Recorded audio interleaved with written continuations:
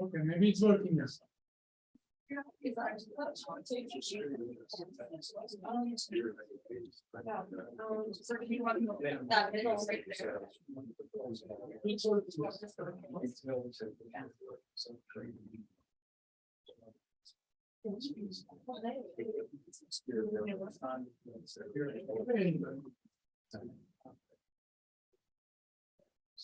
So I'm going to start actually the presentation, and I'm often accused. Yes, where did I put my phone? I don't know where my phone is. Oh, here it is. So I'm often accused of having too many slides and giving too much technical details about something and make it to something that only advanced spine surgeon understands. So I'm going to try not to do that today. I may or may not be successful to do that. But before I start the technical part, I want to come back to a cornerstone of why we are doing all this, and practically just run here. First, I'm going to share my screen so other people see our screen. Then just show you this testimonial of this patient. Yeah, I have to ask you permission to use this video for educational purpose. Now, tell me again about your leg pain before the surgery. How about what leg pain before the surgery, and how long did you have?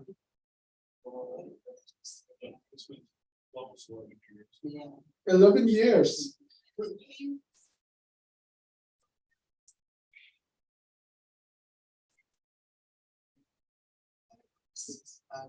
10 in the leg. Can you show me one more time where the leg pain used to be? Okay. So now it's gone. You just coming out of surgery, so the pain that you had for so long, you just did that half an hour surgery. Now it's gone. Yeah. So it used to hurt when you do that. Yeah, but not anymore. So it's gone. Well, thank you so much. And this time I recorded it. Thank you. So, and that could be like a placebo effect. And as scientists, we know, you got the surgery, you got something. But what if I told you I have like over 1,200 of these testimonials, people who have been told you cannot have a surgery, they get a half an hour surgery and the pain is gone. And then you get it, this testimonial at regular interval, but we are scientists, we as well gather our data. This is, you just don't work on patient testimonials. I'm going to start my presentation by telling you that, oh, that's yours. That what we do is really matter on the individual level for patients that often are told that there is really not much can be to be done with them for a good reason. Something that we surgeons learn, weighing risk versus benefit. That, as a matter of fact, most of experienced surgeons tell you that once you decide what to do, the technical part of doing surgery is the easy one. Deciding what to do for whom, that is a more kind of advanced part of any surgeon's life. Let me see if this works now, and it does. Like for a patient like this. It's a personal story. Let me tell you what's that about. This patient has been living with very severe pain for years. 3 local surgeons told her for a good reason, you cannot have a surgery, had cardiac issues, had some other factors that make the surgery extremely risky. And 4 months before finally she got the surgery for us, she was practically bedbound, literally bedbound. She could not get to the kitchen to make herself food. And practically she lost about 40 pounds in 3 months. What that means, she was barely 105 pounds when she got finally to us. She couldn't eat. And that makes actually the surgery more risky when people are malnourished, and so that makes even higher threshold for us to even really do the surgery. And situation was this. I mean, if you don't understand that, every single other disc here should look like that. Scoliosis, typical symptoms. Nobody disputed that this patient needs help, but physically it was not really justified to give this patient any treatment, except we could. This surgery that we did for this patient in a very bad situation, with these small little holes that you see there, was done in 117 minutes, less than 2 hours, with 230 cc of blood loss. And we have now 10 years data that we can do that. We have 10 years data that if you have been told there's no help for you, we can do this. And at 4 months later, there's a testimonial of that patient. 4.5 months later, the pain is gone, she's gaining weight. As you saw her, she's not 105 pounds anymore. She's gaining weight.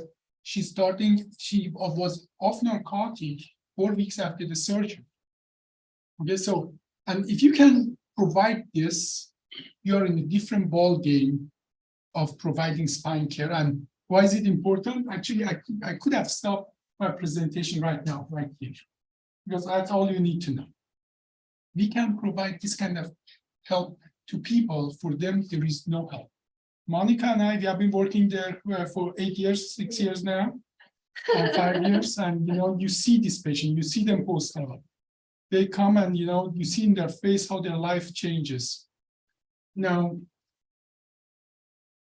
why is it important? Now, this is for business people. Spine used to be number 4 in 1990, number 2 in 2015, and is now leading reason for disability in the United States. 1990, spine wasn't among top 10 globally. It was number 4 in 2015 and is globally now number 1 reason for disability. And the reason for that is easy.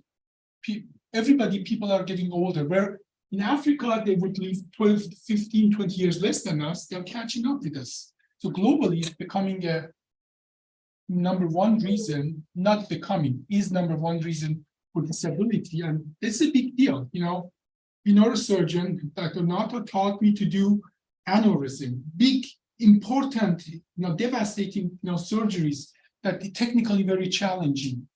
But by number, that is no comparison to spine. By number, by the time you're 70 years old, there's only 2% chance you don't have spine problem. What's the consequence of that? Not all of them need surgery, but that percentage, those patients who have this kind of pathology are becoming more and more. 1.62 million spinal fusions are performed in the United States annually. This is not small surgery. This is a small number. This is big. This is, and the advantage that we have now that the technology allows us to do so much more. But more or less with the traditional technology, we hit a wall. We hit a wall not today. We hit a wall 20 years ago. There's only so much an open traditional surgery can do. Now, our job is disrupting all the walls. That's what we did.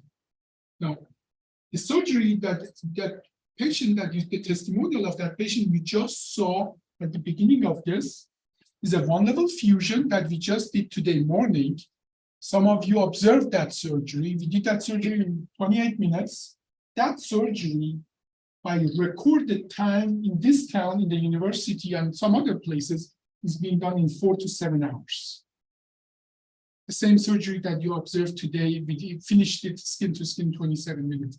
The consequence of that for patient is that we made a very invasive, very risky surgery, less risky, so we can make this to this, and it's not about skin incision, about all the things that happen under the skin that make that surgery truly a beneficial surgery to the patient. Now, this is for my surgeon colleagues, I'm just going to explain this because every time I show that to non-surgeon, they say, how can you, it's beautiful. What's that ugly thing? Whereas a surgeon looks at that and says, this is beautiful. And this is a vascular scar. Practically, in the traditional surgery, we kill your entire spinal muscle. We make it a bunch of scar that doesn't really contribute to your healing process. This patient is a patient of mine in Crookston, actually. In 2012, I did a 2-level TLIF, traditional surgery. In 2014, an OLLIF. In 2015, patient had an accident, and I took the patient back. Where traditional surgery it's all avascular scar, pristine tissue where we did the OLLIF, and that is what the benefit to the patient comes. And these are all the muscles that we don't cut in my surgery, whereas we destroy them all in the traditional surgery. This is one of the dirty secrets of spine surgery. We don't reattach those muscles, we cut them and we just let them float. Imagine you get your shoulder surgery and you do the same with your shoulder. We don't disrupt the physiology of the muscle. Doctors, you will understand, Jeff, you know what that means. Now, all of that is disrupted in the traditional surgery, and this is not new information. Vascularization of the bone is through surrounding muscle. In the traditional surgery, we strip the muscle of the bone. And we reduce the vascularization of the bone to the 25% of the original value. Our surgery, muscle-sparing surgery, does not limit that. That's why our patient heals so much faster. The bone grows so much faster. Our fusion rate that is as high as higher 90th percentile. Okay, and all the muscle sparing is not even specific to us. If you don't cut the muscle, you don't devascularize the bone, they heal just faster. This makes sense to my surgeon colleague. Again, I have to balance this for everybody else. So the multifidus muscle, 2 levels above the L4-5 turn to scar. Did you guys know that when you do L4-5 fusion, in more than 60% of the patient, 2 levels above, the multifidus muscle turn into scar? Here you go. Now you know. Every additional half an hour on the anesthesia adds 17% to the combined risk of the surgery. So making a 6-hour surgery, a half an hour surgery, make a surgery possible or not possible in a special group of people. And we're not going to go through the technical part because the surgeon know it already because we talked about that and we go in the cadaver lab, and the non-surgeon really, that's not really why you are here. So I'm not going to go through the technical part of what we are doing, but more or less use that thin line here to get to pathology, avoiding all the abdominal structure, all the big vessels and so on. And we just leave the back of the muscle be. No, we have published paper, okay, but that's available to anybody. We are not lacking data. The end result is that we do 95% of our surgeries, even big surgeries, on these tours. Why is it important? Because we don't have anesthesiologists here. They will not allow you to do a surgery in a surgery center with a surgery that is more than 3 hours total anesthesia time. They are very restrictive of that, meaning that for all practical purpose, we made the spinal fusion a day surgery. Insurances just have to follow us. We are so far ahead of the game that many insurances, like Medicare, doesn't even know that we can do this. We have data from Riverview. 96% of our patients are discharged within 24 hours. 96. I'm talking about 85-year-old 4-level fusions. It may not mean anything to you, but you guys understand what that means, that you have 84-year-old people after 4-level fusion that are discharged within 24 hours. That is disruptive. Learning curve is a big deal here. I'm not going to talk about that, but we have shown that we can scale that. John would have no interest to do this. John would just walk out of here if he was convinced that I'm the only person who can do that. It's irrelevant. One person. This is not a one-man's game. It's a replicable. Everybody can do that, and that's what have been trying to tell you again and again. Everybody can do that. It's not just Hamid Abbas superior skill. I have just more numbers. By numbers like flight hours. More flight hours, that's all what it counts. I'm going to show you only 2 more slides and then go to another talk. Then we have a lot of program here. This is all the fusions from one hospital, just 7 minutes out of here. Blue line is the regular spine surgery. 80% of the surgeries in the United States are performed at blue lines. TLIF. And we took the anesthesia time, surgery time, because that directly correlates with the outcome. Blood loss, return to work, hospital discharge, pneumonia, that even correlates with pneumonia. And higher BMI, more risky surgery. Red is the so-called MIS-TLI. Every time you hear minimal invasive spine surgery, that's the red line. Now, specific, two things are specific to that red line. This surgeon has done over 2,500 of this surgery. He's a star of this kind of surgery. And in his hand, first of all, he is not even, we are twice as efficient as he is.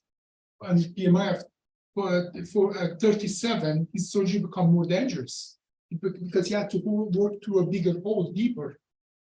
Whereas we stay relatively flat.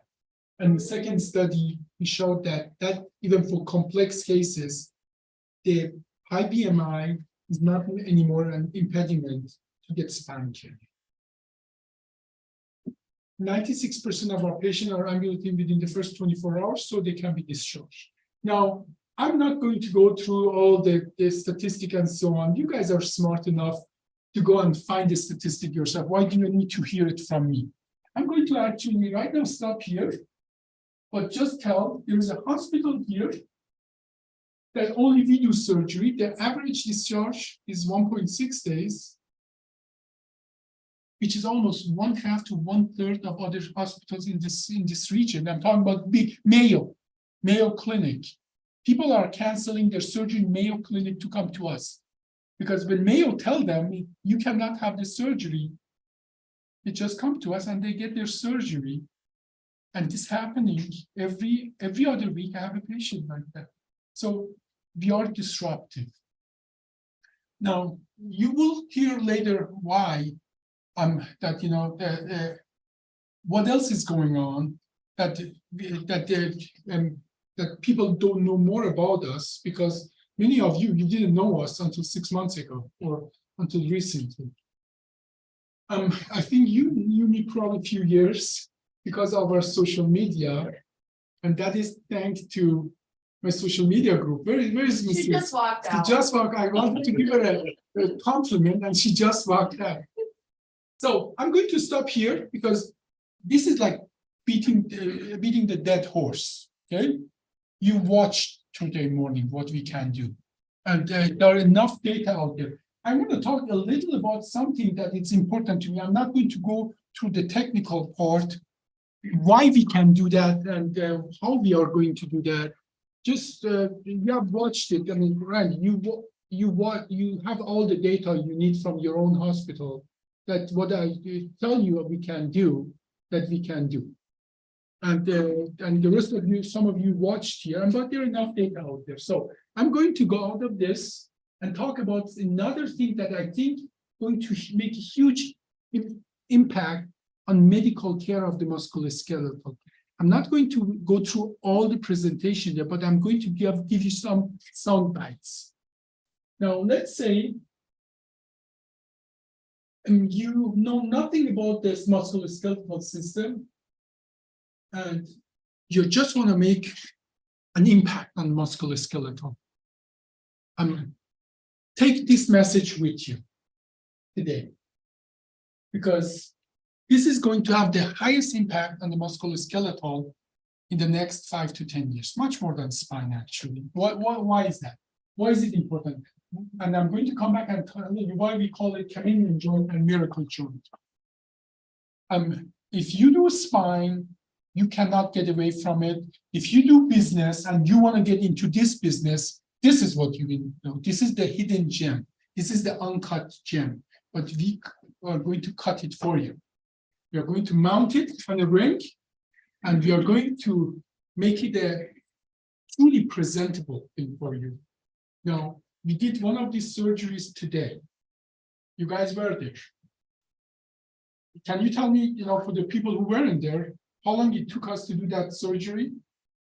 Less than 30 minutes. Well, the actual skin to skin was 13 minutes. The actual skin to skin was 13 minutes. Last week, we did 3 of that. It took us 15 minutes, 14 minutes, and 13 minutes. So ambulatory surgery, and here comes Dr. Fennell, who's the chief medical officer of the hospital that I did that surgeries in 15, 14, and 13 minutes. So, and why is it important? Because this is neglected. People who have back pain, 1/4 of the time almost, it's not their spine that's causing the problem, it's the sacroiliac joint. And if you had a previous surgery, that becomes 43%. So 1/4 of the people who have back pain and they go through entire system, and this most of the time system doesn't catch them, they're painted as pain seeker, pretending, and so on and so forth. There's something wrong, something going on there that's giving them the pain, we just don't figure it out. And sacroiliac joint is really not a joint. Only time in human life it moves, it's when you're giving birth to a baby, and very few of us will in this room will ever use that. But it caused significant pain and suffering for this patient. And for a long time, we really neglected that. Now, I have to say apologize for people who are not medical. I have to say a little technical about this here because I want to give the medical group a little advantage here. We obviously don't approach it from the front. We approach it from the back, and even from the back, every time we try to go medial to lateral, we have to go through tremendous amount of tissue ligament. We destabilize the spine, the sacroiliac joint, just to get to it.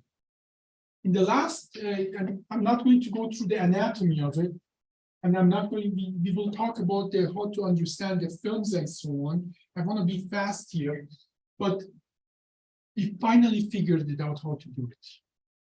And figuring it out is meaning that within 15 minutes, we can fix the problem. This patient, when they come and see me back in the clinic, many of them, they stand up and they hug me because they have been told there's nothing wrong with them, there's nothing can be done with them, and I do a 15-minute procedure, and they're off narcotic, they're back to work, and they regain their function. There is a huge number of people who have been neglected in that regard, and now we can help them. I really want to stop here because we have a lot of program here, but I want to answer a few questions before we move on. And another thing for the medical group, for a long time, that was an impediment. Why would a sacroiliac joint patient would have radiculopathy? Because those nerves pass over the sacroiliac joint. It is very, very compatible with sacroiliac joint to have radiculopathic pattern. So I'm going to stop here, but show you how we fix that. Not going to go over any of that. This is the device that we have created here with the help of this group, that practically we put a guide wire. Once the guide wire is in, the rest of the surgery just follows. The technology practically makes the whole process so smooth. So if you have noticed, once I spent a lot of time to get the X-ray and put the guide wire. Once the guide wire was done, it wasn't a set. It wasn't like 70 instruments. There were 8 instruments, because each part of that instrument, and especially the screw, and I'm sure Ken, just by looking at that, the screw has already nightmare and anxiety because we spent 2 years. Every corner of that screw does a specific job. And that is why that screw alone makes the work of 7 different instruments that would be in a set. All of that goes away. We can provide it as a kit. Literally a small kit, you open up, you put the guide wire, and you're done. You're ready to go.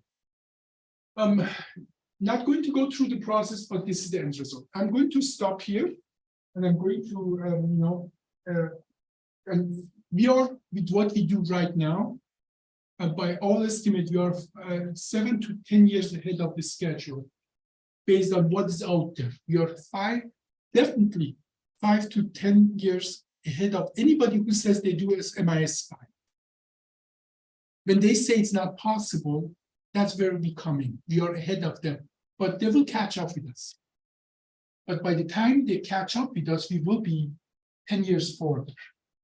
And I'm going to show you why we are going to be 10 years further by the time they catch with us. And that, so I'm going to stop sharing.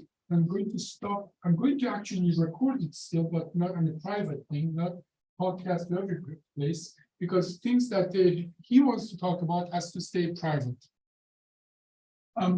Let me then just stop share. Scott, would you think it's, or Brody, would you think it's okay if the audio keep going if I don't share the video? Yeah, as long as we just explain that what we're talking about is a preliminary prototype device. If you want to just stop the screen, then we can continue the. Now I'm just going to stop that and then we'll restart that, save it, but it will be private. It won't be available to anybody. Okay. I think that's the best way of doing that. And then I will restart it when we go to AI.